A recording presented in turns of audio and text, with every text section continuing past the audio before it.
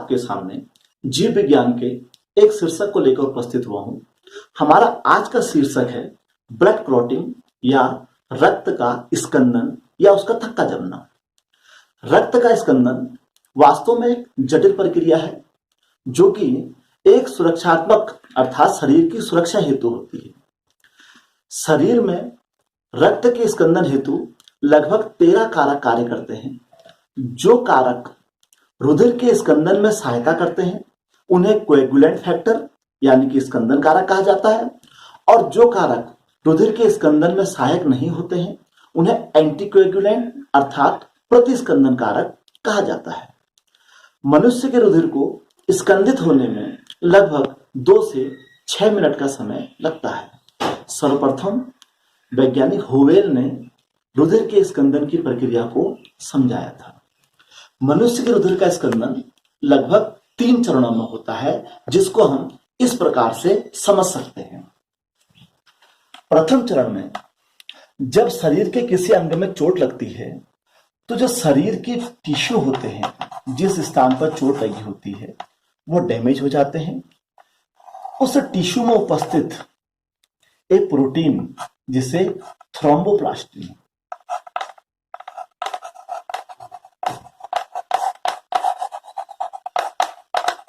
कहते हैं, वो सक्रिय हो जाता है। जब ऊतक में चोट लगती है तो ऊतक में उपस्थित जो केशिकाएं होती हैं वह नष्ट हो जाती हैं।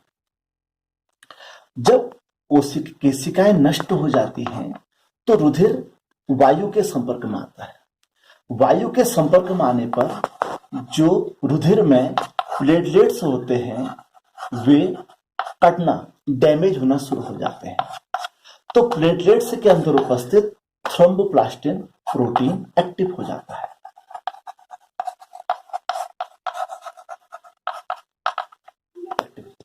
ये टिश्यू थ्रोम्बोप्लास्टिन है, ये प्लेटलेट थ्रोम्बोप्लास्टिन है। इन थ्रोम्बोप्लास्टिन में ग्लाइकोप्रोटीन और फॉस्फोलिपिड्स होते हैं जो कि रुधिर में उपस्थित कोएगुलेंट फैक्टर स्कंदन कारक कहते हैं, जिन्हें नंबर 6, 7 और नंबर 10। ये नंबर 7 और नंबर 10 कारक जो होते हैं वे रुधिर में उपस्थित कैल्शियम के आयनों से क्रिया करके प्रोथ्रोम्बिनेज एंजाइम का निर्माण करते हैं। ये प्रोथ्रोम्बिनेज एंजाइम सर्वप्रथम रक्त में उपस्थित जो प्रतिस्कंदन कारक अर्थात जो रुधिर को जमने से रोकता है हिपेरिन, उसको इनएक्टिव कर देता है। हिपेरिन के इनएक्टिव होते से हमारा स्कंदन का प्रथम चरण पूर्ण हो जाता है। स्कंदन की प्रक्रिया के दूसरे चरण में जो रुधिर के प्लाज्मा में एक अक्रिय प्रोटीन होती है जिसे प्रोथ्रोम्बिन कहा जाता है, यह अक्रिय इनएक्टिव फॉर्म में होती है। तो प्रथम चरण में जो प्रोथ्रोम्बिनेज एंजाइम होता है वह रुधिर के प्लाज्मा में उपस्थित इस प्रोथ्रोम्बिन जो कि इनएक्टिव है उसको थ्रोम्बिन में बदल देता है। ये थ्रोम्बिन जो होता है वह एक्टिव प्रोटीन होता है। तो प्रथम चरण के अंत में जो प्रोथ्रोम्बिनेज एंजाइम का निर्माण हुआ था वह रुधिर के प्लाज्मा में उपस्थित प्रोथ्रोम्बिन जो कि अक्रिय अवस्था में होता है उसको थ्रोम्बिन यानी कि सक्रिय एक्टिव अवस्था में बदल देता है। एक्टिव थ्रोम्बिन के निर्माण के साथ ही हमारा दूसरा चरण समाप्त हो जाता है। स्कंदन के तीसरे चरण में जो रक्त के प्लाज्मा में घुलनशील फाइब्रिनोजन पाया जाता है, इसे फाइब्रिनोजन, यह घुलनशील होता है अर्थात सॉल्युबल होता है। तो दूसरे चरण में जो थ्रोम्बिन एक्टिव प्रोटीन बना था वह तीसरे चरण में इस घुलनशील फाइब्रिनोजन को अघुलनशील फाइब्रिनोजन में कन्वर्ट कर देता है।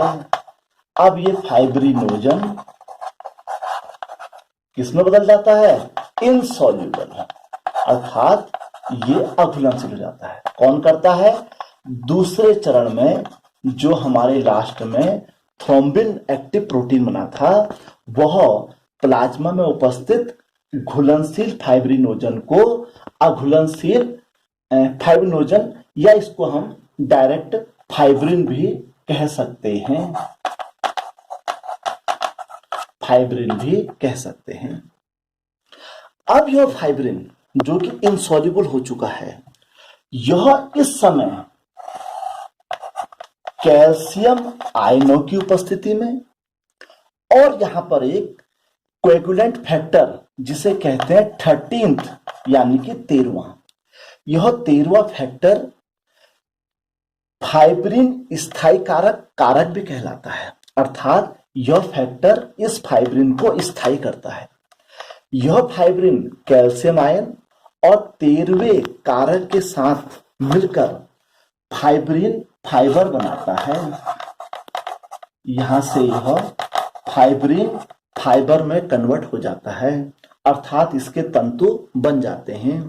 ये तंतु शरीर के जिस अंग में चोट लगी होती है उस जगह पर जाकर ये वहां पर नेट यानी कि जाल, फाइब्रिन का जाल बना देते हैं। उस जाल में लाल रुधिर कणिकाएं अर्थात आरबीसी जम जाती हैं, फंस जाती हैं, जिससे उस जगह से रुधिर निकलना बंद हो जाता है और हमारा रुधिर का थक्का बन जाता है। इस प्रकार यह स्कंदन का तीसरा चरण भी पूरा हमारा हो गया और यह क्लॉट, ब्लड क्लॉट का निर्माण हो गया। इस प्रकार हमने देखा कि रुधिर का थक्का जो होता है वह 3 चरणों में बनता है। तीसरे चरण के बनने के बाद जब थक्का पूरी तरह बन चुका होता है, उसके पश्चात रुधिर के थक्के से सीरम बाहर निकलता है।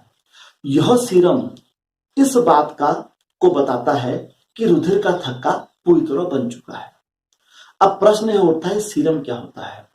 रुधिर का वह प्लाज्मा जिसमें फाइब्रिनोजन नहीं पाया जाता है उसे सीरम कहते हैं। सीरम के बनते ही रक्त के थक्के बनने की प्रक्रिया अर्थात स्कंदन की प्रक्रिया पूरी हो जाती है। आपको हमारा यह वीडियो कैसा लगा, इसे आप हमारे YouTube चैनल में जाके जरूर बताएं। अगली बार हम किसी नई वीडियो के साथ आपके सामने मिलेंगे। धन्यवाद।